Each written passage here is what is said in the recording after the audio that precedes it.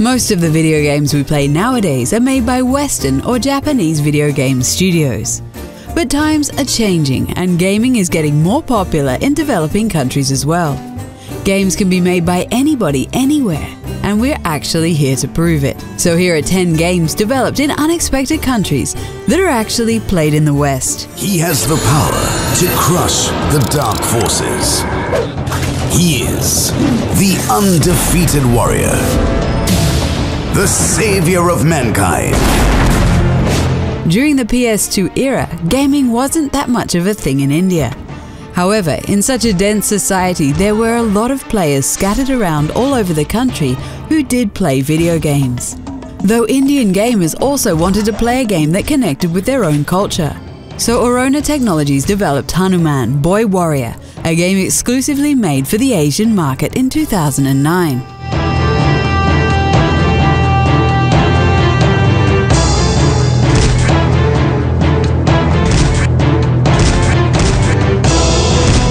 The game became a subject of controversy because it was really bad. It also reduced the Hindu god Hanuman to a simple video game character.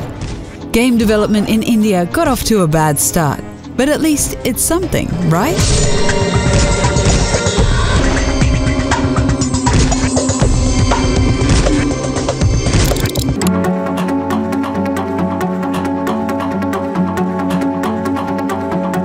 Orion, Legacy of the Kiro-Odan is an action RPG made by the Cameroonian studio Kiro'o Games.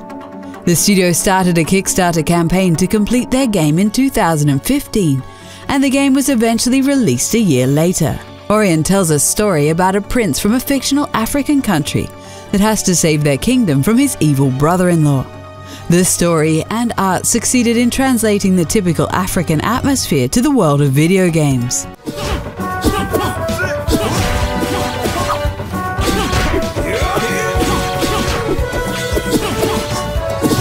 Orion was a critical and financial success and might be the beginning of a swarm of African developers making new games. It would be great, wouldn't it?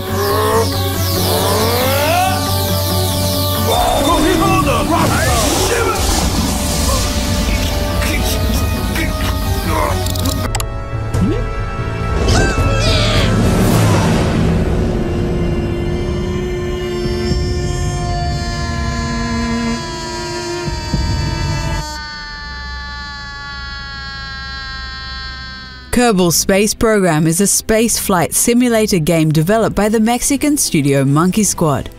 It came out for PC and Mac and became such a huge indie hit that it was ported to consoles as well.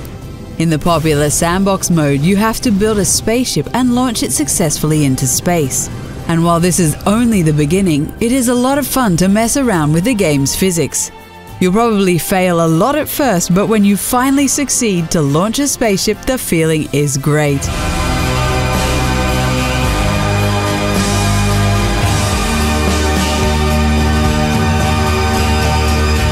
Your next task will be getting your Kerbal crew safely back from space and explore the galaxy. Despite not looking so fabulous, this game has the magic touch that keeps you going.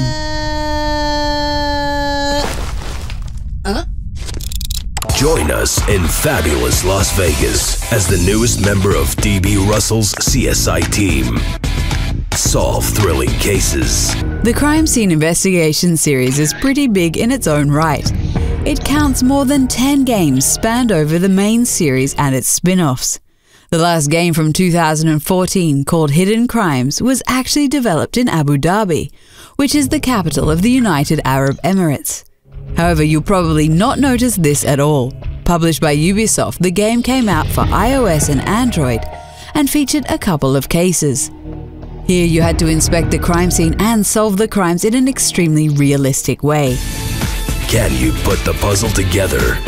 Time to step it up a notch and outsmart the suspects and find the perp. The game is pretty mediocre, and a frustrating microtransaction structure holds it back from being a must-play. Ubisoft Abu Dhabi's first game is a nice effort, and we hope to see more from these guys in the future.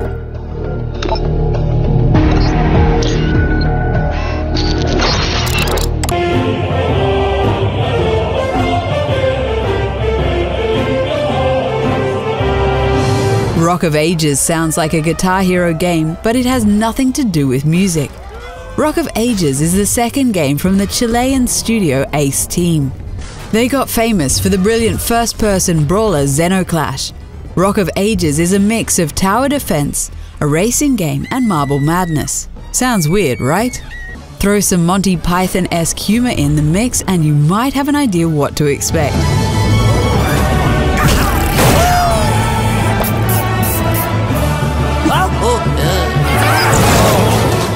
The game is very original and has an amazing art style, while it's also a blast to play. So it's no wonder that a sequel is in the making, which should see the light of day anytime now. Give this one a shot, because it's definitely worth it.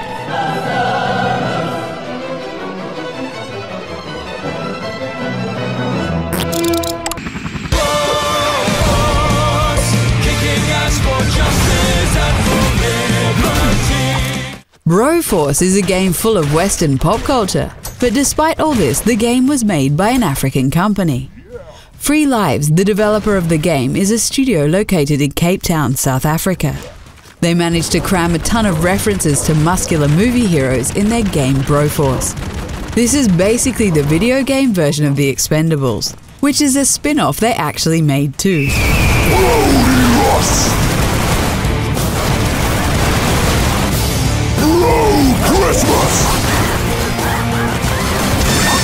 Apparently the game made a good enough impression because it eventually became included in Sony's PS Plus program.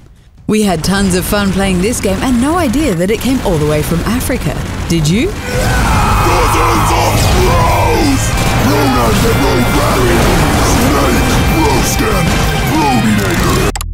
We wanted change.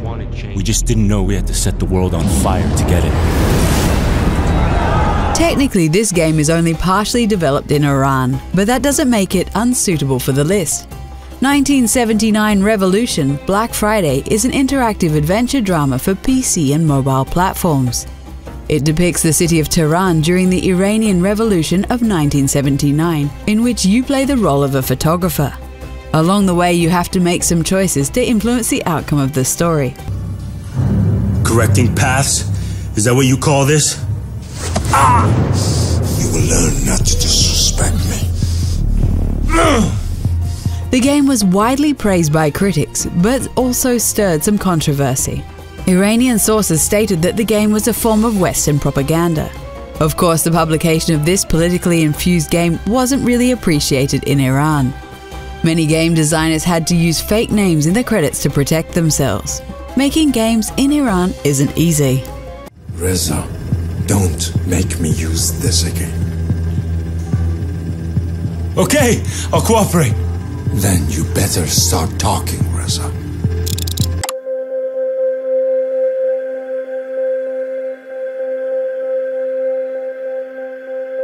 Leela and the Shadows of the War is a mobile game that lets you take on the role of a Palestine civilian. You are the father of Lilia in modern-day Gaza.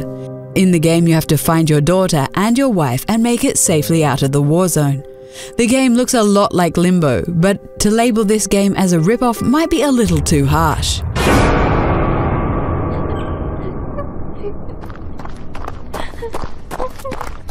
The game got a lot of controversy when it was released because of its political subject.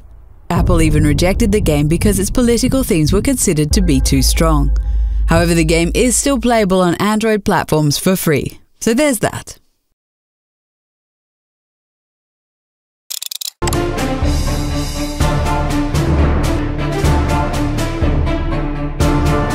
Kingdom Rush is one of the best tower defense games on mobile platforms. It's made by Ironhide Game Studios from Montevideo, Uruguay.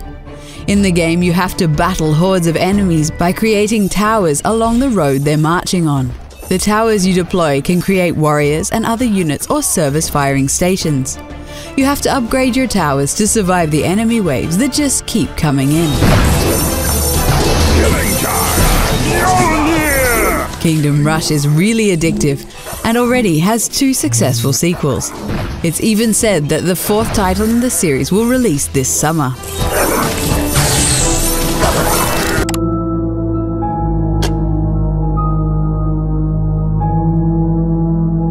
Xeno is a game studio from the Philippines that made a scary survival horror game for the PC called Nightfall Escape.